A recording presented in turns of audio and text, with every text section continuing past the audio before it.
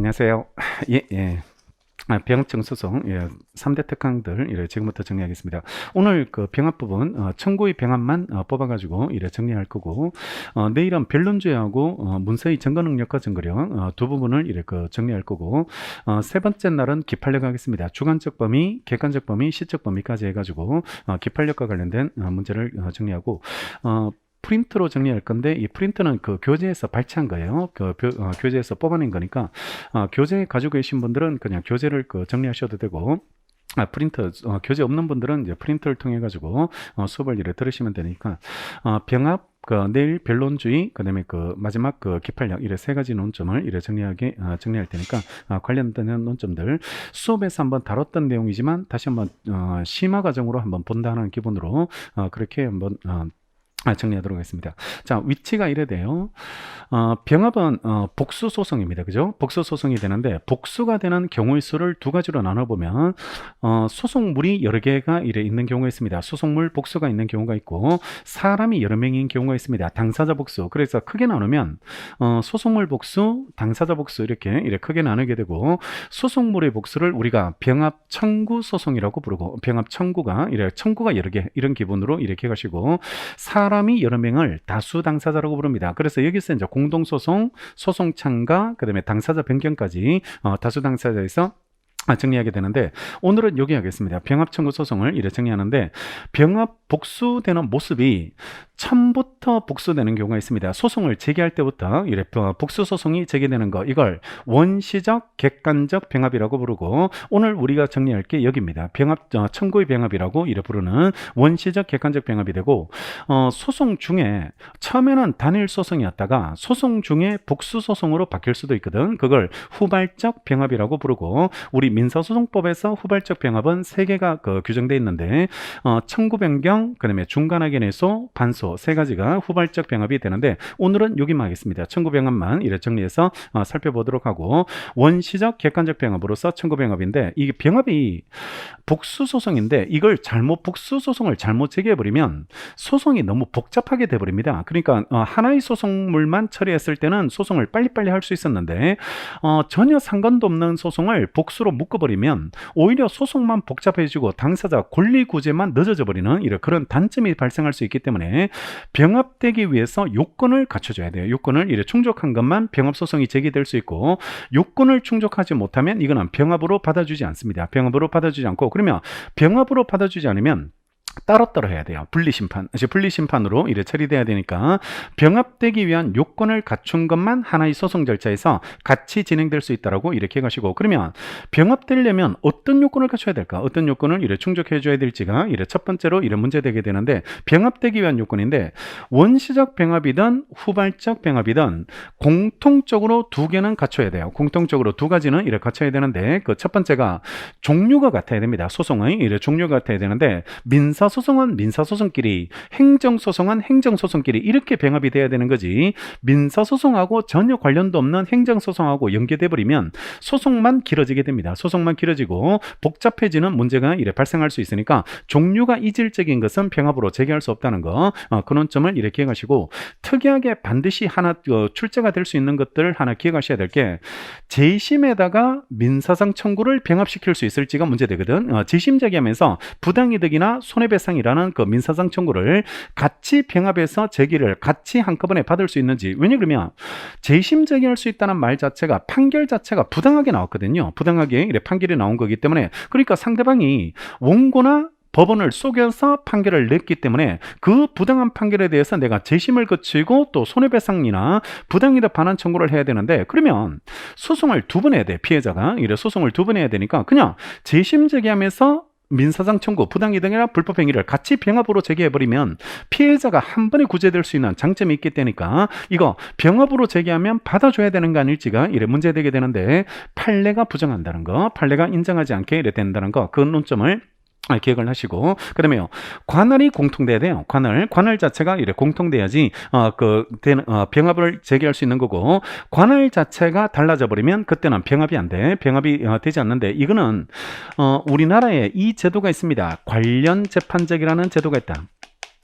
관련 재판적이라는 제도가 25조에서 만들어져 있어요. 25조에서 규정을 두고 있다. 이 관련 재판적은 하나의 소송 절차에 여러 개의 청구가 이렇게 병합 제기되어 있을 때요. 병합 제기됐을 때 그때 둘 다 이 법원에 관할권이 있을 필요 없고요. 둘 다 이 법원에 관할권이 둘 다 있으면 상관없는데 둘 중에 하나만 이 법원에 관할권이 있으면 하나의 청구에 대해서만 이 법원에 관할권이 있으면 관할권 없는 이 청구도 같이 심판할 수 있도록 해주겠다는 겁니다. 같이 심판할 수 있도록 해주는 거 이걸 관련 재판적 제도라고 이래 부르게 되고 이 제도가 만들어져 있기 때문에 둘 다 이 법원에 관할권 없어도 하나의 청구에 대해서만 이 법원에 관할권이 있으면 같이 심판할 수 있기 때문에 관할의 공통이라는 요건은 크게 문제되지는 않습니다. 크게 이래 문제되지는 않으니까 관련 재판적이라는 제도 때문에 공통의 관할권은 충족될 것이라고 이렇게 가시고 원시적 객관적 병합인 청구 병합은 이 두 가지 요건만 충족되면 병합할 수 있습니다. 병합으로 이래 제기될 수 있게 돼 있는데 근데 참고로 알려드리면 후발적 병합에 대해서는 청구 변경 중간하견에서 반소 이 후발적 병합에 대해서는 다시 세 가지 요건을 더 추가돼야 됩니다. 세 가지 요건이 더 추가돼야 되는데 첫 번째가 사실심 계속 중해야 됩니다. 따라서 청구 변경 중간하견에서 반소 상고심에서는 안 된다는 말입니다. 대법원에서는 이래 허용되지 않고 사실심 계속 중까지만 이래 가능하도록 돼 있고 두 번째는 종전 청구와 관련이 돼 있어야 돼요. 종전 청구와 관련성을 이래 가져줘야지 후발적 병합을 제기할 수 있고 종전 청구와 전혀 관련돼 있지도 않은 거 이런 것들은 청구 변경이나 중간하견에서나 반소 제기하면 소송만 복잡해집니다. 소송만 복잡해지게 되니까 종전 청구와 관련성을 이래 가져줄 것이 요건으로 이래 필요하게 되고 청구 변경에 대해서는 262조에서 청구 기초 동일성이라고 돼 있습니다. 청구 기초 동일성. 청구기초 이래 동일성이라고 이래 돼 있는데 이 형소법에 가보면 공소장 변경 요건하고 똑같아요. 공소장 변경을 하려면 검사가 공소장을 이래 바꾸려면 기초되는 동일성 범죄 사실 자체가 동일성을 갖춰줘야 돼. 동일성을 갖춰야지만 공소장 변경이 가능하고 동일성도 없는 범죄 사실을 별개의 범죄 사실을 함부로 이래 공소장 변경을 해버리면 피고가 예측하지 못한 범죄로 바뀌어버리면 방어 전략을 새롭게 짜야 돼. 방어 전략을 새롭게 짜야 되니까 방어권 침해 문제가 발생하거든. 그러니까 그 구조하고 똑같은 게 소송물 자체를 바꿔버리면 원고가 이래 청구를 바꿔버리면 피고의 방어권이 침해당한다고. 방어권이 침해당하니까 종전 청구와 어떤 동일성을 갖는 청구만 바꿀 수 있도록 제한을 걸어줘야지 이래 되는 거고 피고 이익 보호입니다. 따라서 이거 사익이에요. 사익적 조문의 성격이 되는 거고 공익하고 사익하고 차이점 하자 치유될 수 있다는 거. 그래서 피고 이익을 위해서 청구 기초 동일성을 요구했는데 피고가 안 다퉈. 그러면 하자 치유됩니다. 하자가 이래 치유될 수 있는 이익권의 포기 상실 이런 것들이 이래 가능하게 되는 거고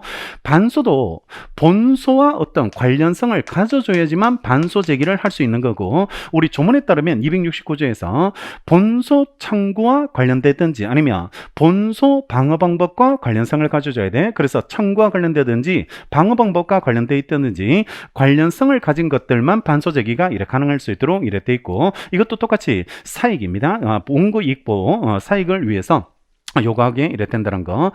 중간에 있는 중간하견에서는 선결적 법률관계에 대해서 기판력 발생하기 위해서 필요한 제도가 중간하견에서가 이래 되는데 셋째 날 기판력 할 때 이게 다시 나올 건데요. 소유권에 기해서 인도나 말소 청구 소송을 제기했다. 소유권에 의해서 인도나 말소 청구 소송을 제기했을 때 그러면 판결 자체는 인도 청구 이유 있다 이유 없다 여기가 판결 주문이 이래 될 거고 판결 이유에서 인도 청구 이유 있다 이유 없다에 대한 설명을 해줘야 되는데 갑이 소유자가 맞으면은 이유 있을 거고 갑이 소유권이 없으면 이유 없을 겁니다. 따라서 소유권은 이렇게 판결 이유에서 설명하지 주문에서 설명하지는 않거든. 주문에서 설명하지 않는다. 그러면 우리나라 기판력은 주문에 대해서만 발생하도록 돼 있어요. 주문에 대해서만 기판력이 발생하도록 돼 있고 원칙적으로 판결 이유 부분은 기판력이 생기지 않는다. 그 말은 소유권에 대한 인도 소송에서 원고가 패소 판결을 받고 이게 확정됐다 할지라도 다시 갑이 을을 상대로 해서 소유권 확인 소송을 제기하는 거 이거는 기판력 저촉이 없다는 겁니다. 왜냐하면 소유권 확인은 이유에서 설명하거든. 이유에서 설명하니까 이 부분을 선결적 법률관계라고 부르고 소유권에 관한 문제를 먼저 해결하고 넘어가야 되는 거 이걸 선결적 법률관계라고 부르는데 여기에 대해서는 기판력이 생기지 않거든. 그러면 이 두 번째 소송이 일어나는 걸 막고자 하면 두 번째 소유권 확인 소송들 이런 것들을 제기하는 것을 막고자 한다면 이걸 주문에서 판단될 수 있도록 끌어올려야 되거든. 끌어올려줘야지 되는 거고 이걸 주문에서 판단될 수 있도록 끌어올려주는 제도 이 제도를 중간확인회소라고 부른다. 중간확인회소라고 부르고 이걸 제기해버리면 주문에서 판단해줘. 소유권 문제를 주문에서 판단해주고 주문에서 판단하면 두 번째 소송이 제기되는 거 이걸 막을 수 있게 이랬다니까 중간확인회소를 통해서 기판력을 발생시킬 수 있게 이랬다는 거고 중간확인회소를 제기하지 않으면 선결적 법률관계는 판결 이후에서 논하기 때문에 기판력이 발생하지 않는다. 셋째 날 다시 한번 그 부분을 이래 설명하게 될 거고 지금 우리가 목표로 하는 거는 여기다. 여기 청구병합 원시적 객관적 병합 이 부분을 이래 정리하는 게